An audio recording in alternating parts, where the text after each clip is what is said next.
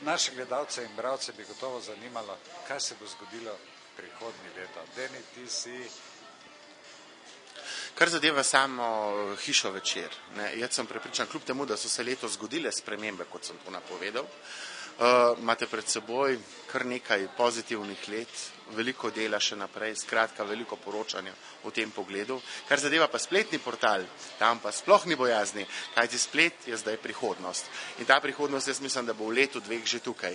In glede na to, da kakšne vsebine imate gor, glede na to, da ste ažurni, da ste povsod prisotni, je to tisto, kar je najbolj pomembno za sam splet. Hvala za hvalo, ampak zdaj me pa zanima, kaj Slovence čaka.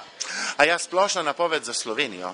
Jaz sem se sicer od tega, kar zadeva samo Slovenijo napovedi, sem se malo distanciral. Zakaj? Iz preprostega razloga, ker sem v lanskem letu objavil prerokbo, ki je v bistvu dobesedno se uresničila v tem smislu, kar se je dogajalo, vključno z recesijo. Takrat sem bil deležen kritik in napadov, češ kaj to govorim, da me ni sram, da te stvari razlagam. No, zdaj je pa pač tako. Jaz sem takrat, že pred lani, dal tudi noter napoved, kako bo v letu 2009.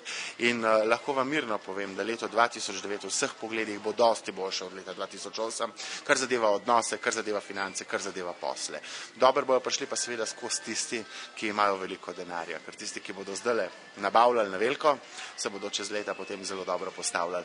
Ampak v splošnem pa jaz mislim, da nas čaka eno tako lepo, prijetno, spodbudno, tudi energetsko dobro leto, v katerega se bomo zbudili s 1. januarjem.